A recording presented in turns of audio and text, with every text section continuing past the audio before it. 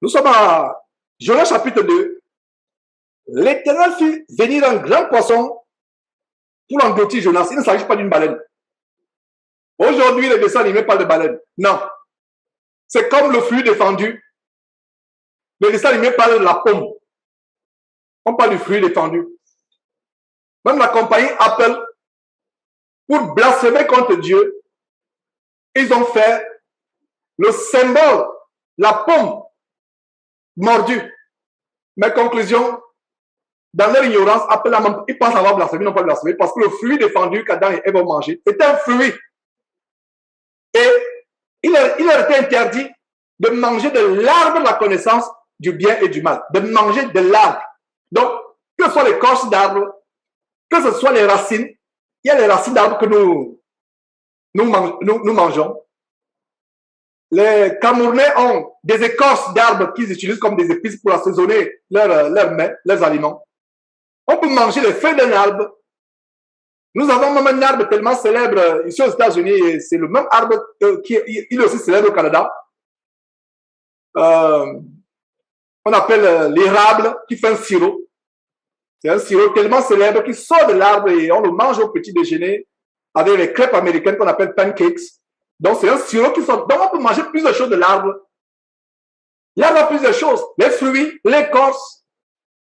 Il y a des mets en Afrique qu'on fait avec le cœur du bananier, c'est-à-dire la partie la plus tendre du bananier ou du palmier. Mais les gens sont concentrés sur quoi? Sur un fruit. On parle de la pomme. C'est même pas la pomme.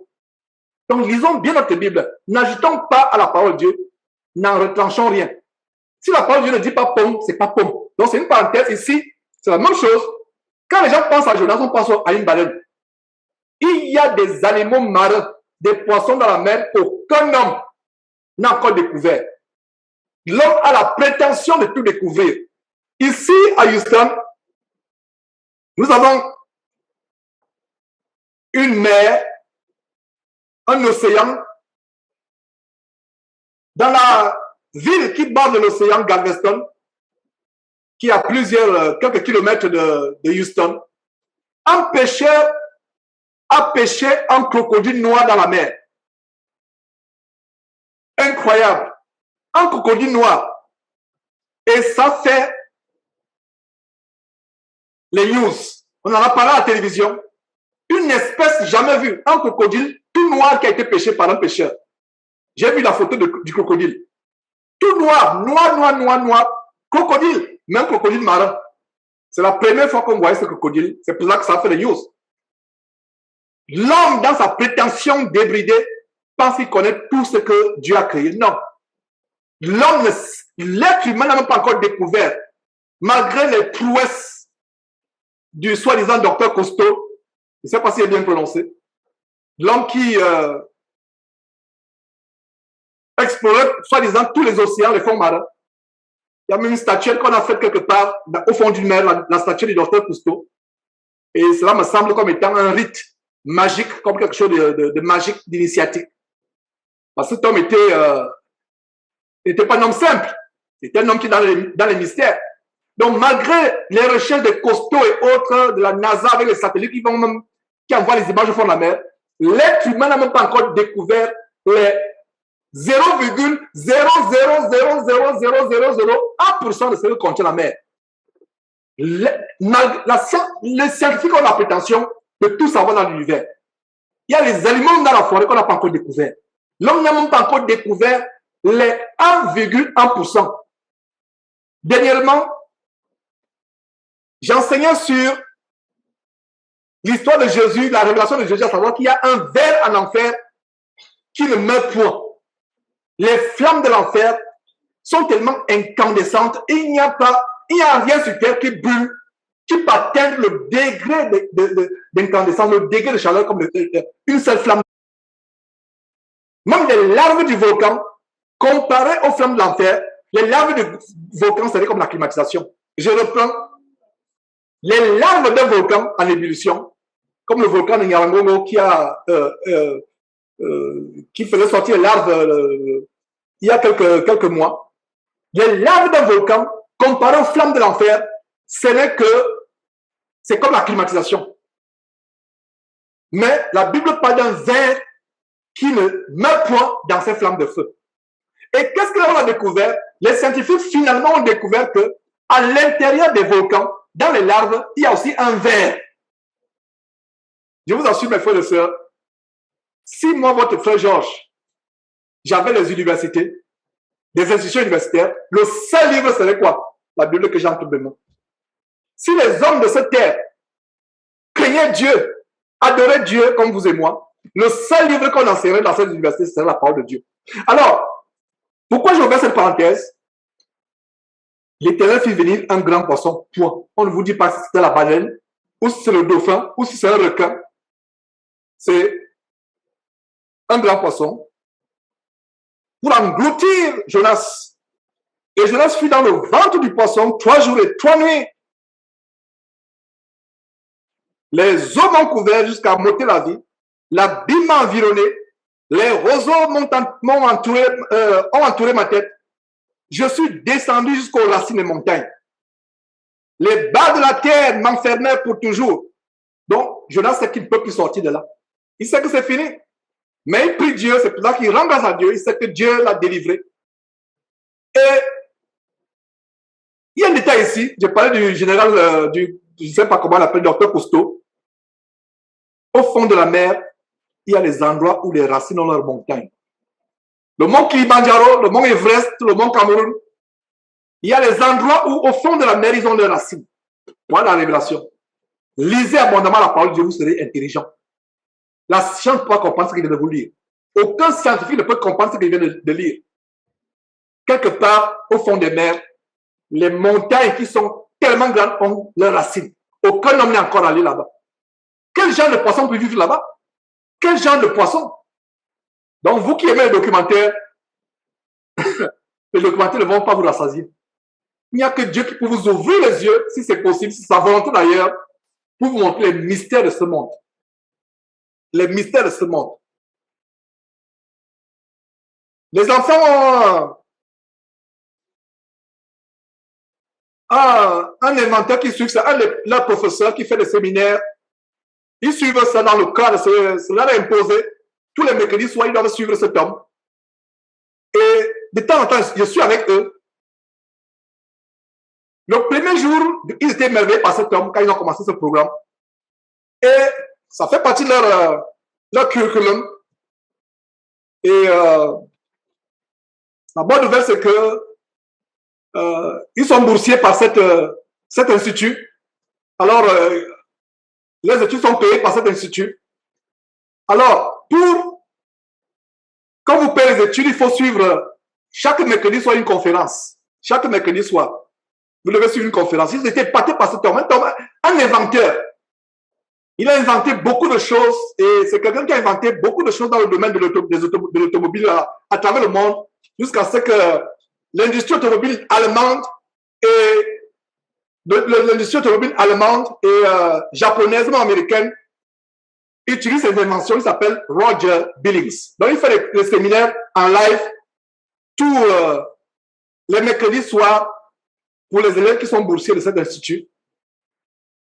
Et les enfants étaient tellement épatés, je vous assure que j'ai cassé l'émerveillement des enfants. Il expliquait une de ses inventions un soir, j'étais là, j'écoutais. Vous avez su comment j'ai cassé l'émerveillement, j'ai cassé l'émerveillement. Il expliquait la lumière, le feu, comment il agence ces choses, etc. Je suis là avec les enfants, je voyais comment ils étaient émerveillés. Après, quand c'est fini, il a dit, asseyons-nous, je vais vous refaire le cours de ce que vous avez suivi. Vous étiez émerveillés, n'est-ce pas? Il vous montre les atomes, comment ça se manifeste, etc. Mais, il vous a pas montré comment l'œil humain peut voir cela. Première chose. Il ne vous a pas montré l'origine d'où vient cela. Deuxième chose, il a tout simplement fait quoi? Il a découvert comment agencer différents éléments qui existent. Il a pris des atomes, des protons, etc. Il les a agencés et on voit le résultat. Mais est-ce qu'il a vu l'origine de ces choses, d'où ces choses viennent? Est-ce qu'il a vu leur manifestation dans le domaine spirituel?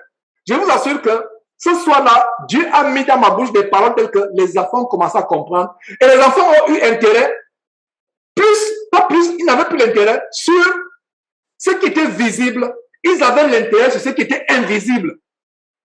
Ils ont compris, à travers mes explications, qu'ils avaient encore faim et soif de connaître la source. Parce que, afin de connaître ce qui est en amont et ce qui est en aval, les scientifiques comme ce monsieur, un érudit, célèbre internationalement, je ne doute pas qu'il soit intelligent, mais j'ai réussi à convaincre les enfants en disant que cet homme n'a pris que les éléments de la nature, il les a observés, il les a agencés, il a fait des tests en laboratoire, il a agencé ce que Dieu a créé, mais il ne voit pas la source de l'énergie. Et ce jour-là, qu'est-ce qu'il a fait? Il a fait une expérience qui a émerveillé, et il a connecté les choses et de l'électricité a jailli. Et j'ai demandé aux enfants, est-ce que ce monsieur vous a expliqué la source de l'électricité? Quelle est l'origine de l'énergie? Est-ce qu'on peut voir cette énergie? Vous serez intéressé à voir les applications visibles, matérielles de cela, ou vous serez plutôt intéressé à voir la source. Tous de manière unanime ont dit, nous sommes intéressés à la source. Voilà comment j'ai cassé l'émerveillement depuis ce jour-là. Et il y a d'autres exemples. Mes frères et sœurs, c'est la même chose ici. Donc, nous qui, comme moi, par exemple, j'aime bien suivre les documentaires. Donc, ça me permet aussi de confronter avec la parole de Dieu. Et quand je suis les documentaires, je suis toujours sur ma faim. Et il n'y a que la Bible qui rassasie cette faim. Parce qu'avec la Bible, vous voyez pas à l'apparence. Les scientifiques, les inventeurs, les érudits dans ce monde comme ce Roger Billings, c'est le superficiel. Alors, donc j'ai réussi à convaincre les enfants en disant que ce monsieur est sur le domaine du superficiel comme tous les scientifiques. Or, nous chrétiens, avec la parole de Dieu, avec l'Esprit de Dieu, nous allons au cœur de l'origine des choses. Au cœur de l'origine des choses. Et je souris parce que, conclusion, et vous devez aussi sourire avec moi, être dans la joie. La sagesse et l'intelligence que nous avons avec cette parole n'a rien à voir avec la sagesse de ce monde. C'est pour ça que l'apôtre Paul pouvait dire, la sagesse de Dieu est une folie pour les hommes. Et il est évident que la sagesse des hommes est une folie pour Dieu. Dieu regarde, il secoue la tête, il dit, ah, ces hommes que j'ai créés, ils pensent connaître mes mystères. Ils pensent connaître, et c'est pour ça que l'homme est orgueilleux. Il est vantard, il étale ses réalisations. J'ai inventé ceci, j'ai fait cela, j'ai fait cela. L'homme n'est rien. Dieu regarde ce que les hommes font, les inventions. Autre chose que je vais expliquer aux enfants, à savoir que malgré tout ce que les grands scientifiques, Elon Musk et autres sont en train de vouloir faire, amener les gens à habiter au ciel. Quand on dit au ciel, quand on dit le cieux, il y a les degrés de cieux. Je ne parle pas du ciel où Dieu réside. Parce que quand on dit, il y a une compréhension du ciel, c'est tout espace au-dessus de la terre. Donc, je parle des cieux atmosphériques. Ils veulent aller à l'espace, ils veulent lancer des engins pour aller à l'espace. L'homme n'a pas été créé pour vivre sur la Lune.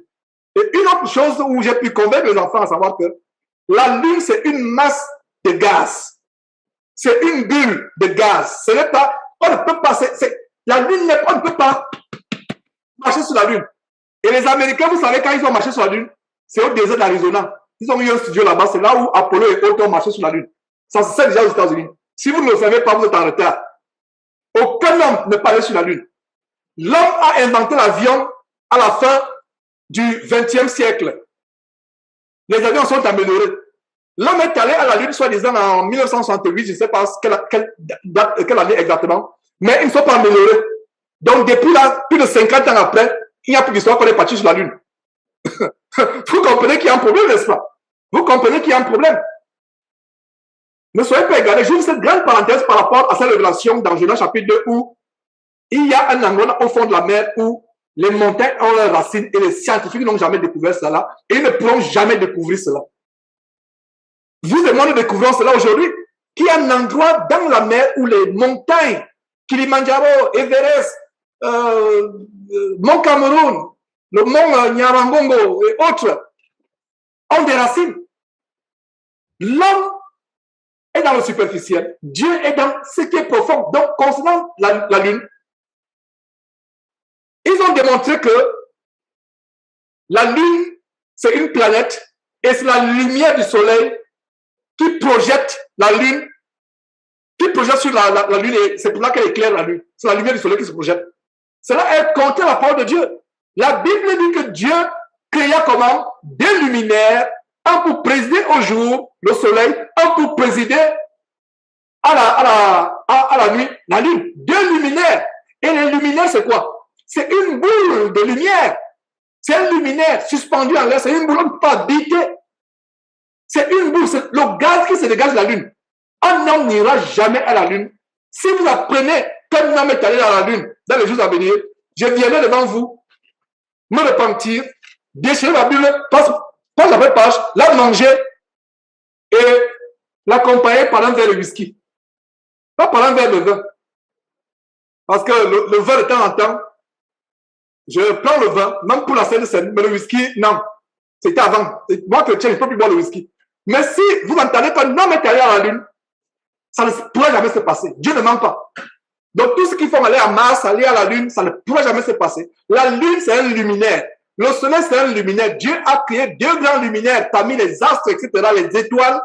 Deux pour présider, un qui préside le jour, un qui préside la nuit. Il n'est pas dit que c'est le Soleil qui renvoie. Ça, c'est les scientifiques de la NASA et le SpaceX de Elon Musk qui disent que c'est le Soleil qui projette la lumière sur la planète qu'on appelle Lune, et c'est pour ça qu'elle a la lumière. Non. La Lune, c'est un luminaire. Le Soleil, c'est un luminaire. C'est une boule suspendue dans l'univers que Dieu a créé. Conclusion, aucun homme ne pourra jamais aller à la Lune. Il n'y a pas d'endroit pour poser les pieds. Donc, Apollo, c'est autre. C'est au désert d'Arizona où ils avaient le studio où ils ont dit un petit pas sur la Lune, mais un grand pas pour la race humaine. Le gars d'Apollo, c'était au studio d'Arizona. Ne perdez pas le temps à voir ces recherches. Donc, c'était une parenthèse que j'ai ouverte parce qu'il y a aussi les jeunes gens qui suivent cet enseignement. C'est pour ça que j'ouvre cette parenthèse parce que les jeunes gens sont friands, surtout. Vous et moi, nous n'avons pas le même appétit pour la découverte, les découvertes comme les jeunes aujourd'hui. C'est pour ça que par exemple, quand vous enseignez les enfants, allez en profondeur la parole de Dieu.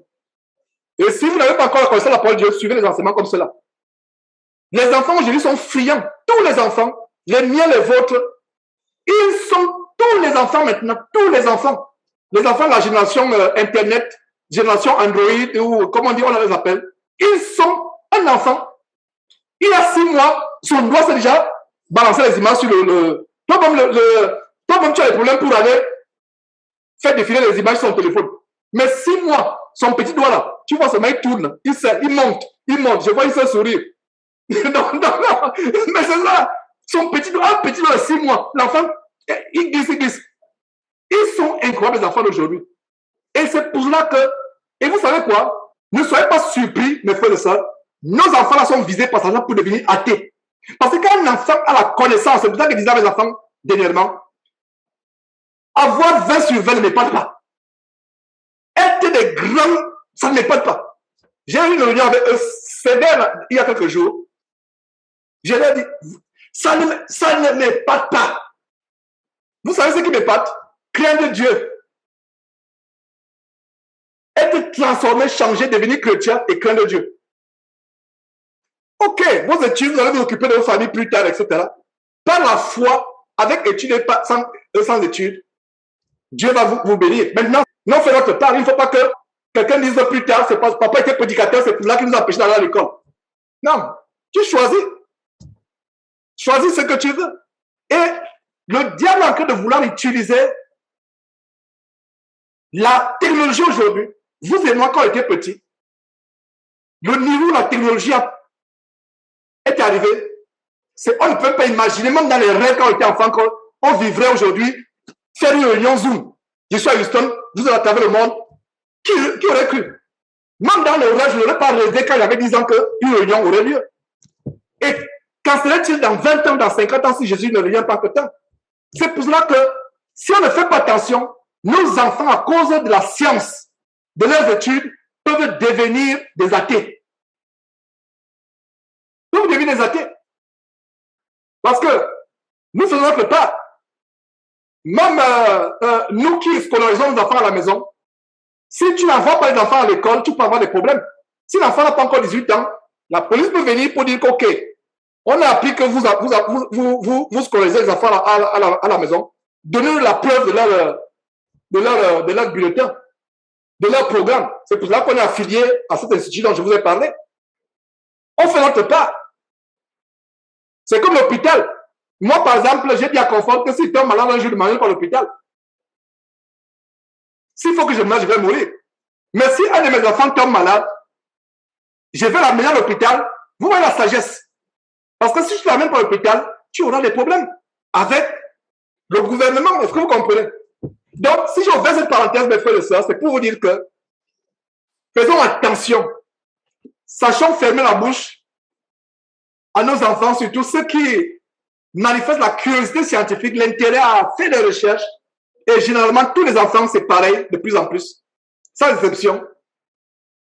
Le bébé avec une tablette. Il y a des choses que vous ne découvrez pas. Il y a des fois, vous avez utilisé votre ordinateur pendant 5 ans, 10 ans. Quand il vient avec ses mains innocentes, il touche l'ordinateur, il y a des fonctions qui apparaissent. Des pages qui sont bloquées, des choses qui apparaissent que vous n'avez jamais vues sur l'ordinateur. Mes frères et sœurs.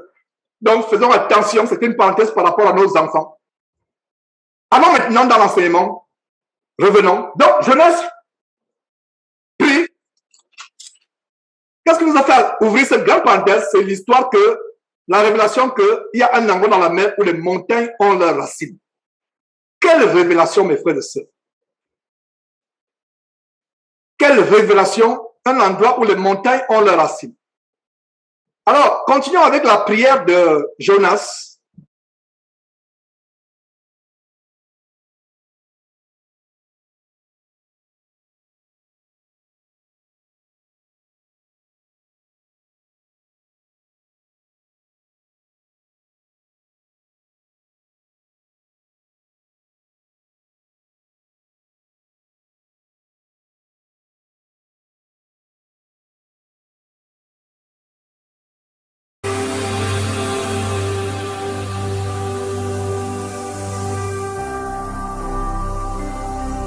Jésus-Christ TV,